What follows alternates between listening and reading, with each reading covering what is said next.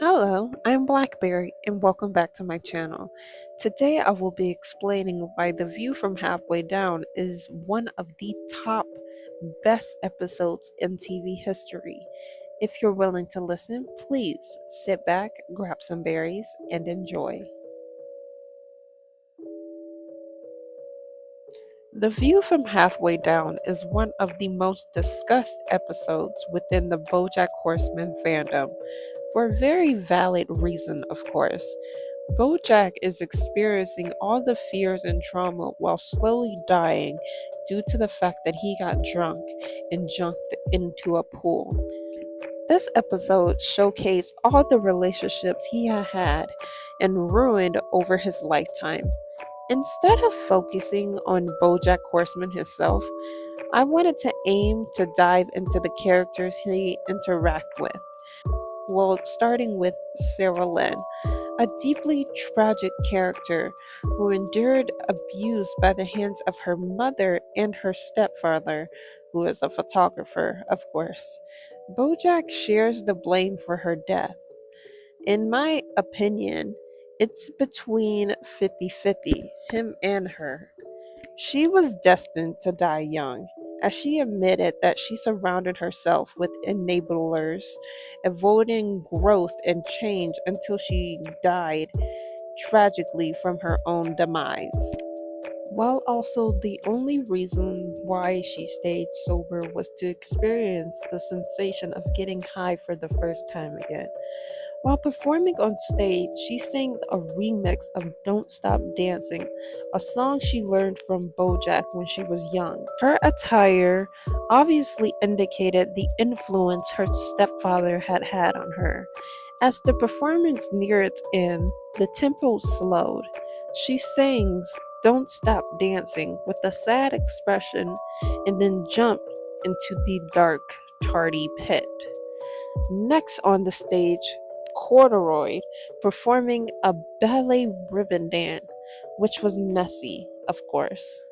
The way he danced showed how he played with his life for mere pleasure, and a kink to dangling from a rope. It shows whether it might snap or latch onto your neck, slowly but surely, killing you in the process. To support my claim, as it shows in the background while Herb and Bojack are discussing, Corduroy's body goes limp, showing how the rope finally latches onto him, killing him, finally throwing him into the tardy pit. Next onto the stage, Zach Braff, slowly falling into the pit, expressing how he never accomplished anything he set his mind on. This shows how one can fear or feel like they have never achieved anything. And despite that scary theme, it's mostly played for laughs. It's a sad and tragic thing that ones can go through such a terrible experience, hoping they can achieve what they set their mind to, ending up actually never achieving it at all. I wanted to separate Secretariat and Butterscotch, although in Bojack's head, they are portrayed as the same person in Bojack's mind. I believe it would be simpler to discuss in between them. Firstly, I think in Bojack's mind, he wants to see his father, Butterscotch, as someone who secretly cared, even though he was a neglectful parent and held bigoted views. But those bigoted views, I would just state that he was a product of his time. It's unfortunate that he didn't even believe that his father cared, even in his own mind. He argued with his father, accusing him of being a liar. Both he and we, as the viewers, are left unsure if his father truly felt that way towards Bojack. Up next is Secretariat. He seemed to have a depressed outlook on the world, questioning whether life has meaning or not. When he says, if I were able to start back over, he suggests that he wouldn't care so much what other people think, as we all end up in the same place, hinting at the pit. When we join him on stage, he reads a poem about the complexities of jumping off the bridge. The poem gradually reveals the shifting mindset that he had as he falls.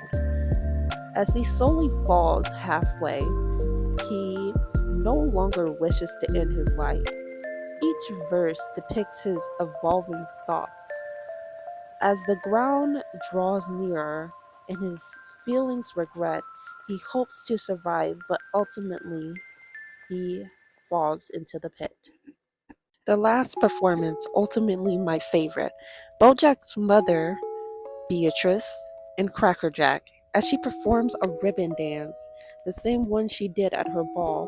Crackerjack plays I Will Always Remember You on the trumpet. As the performance comes to an end, Beatrice faces the challenging part.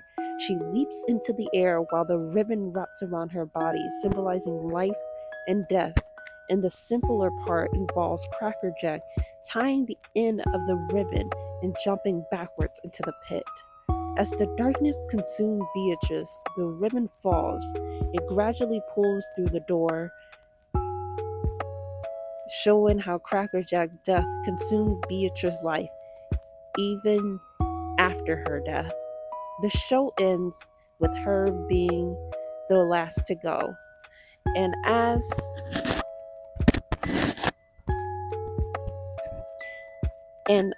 the darkness consumes him, he tells Bojack there is no other side, leaving finally as he leaves Bojack Horseman alone again.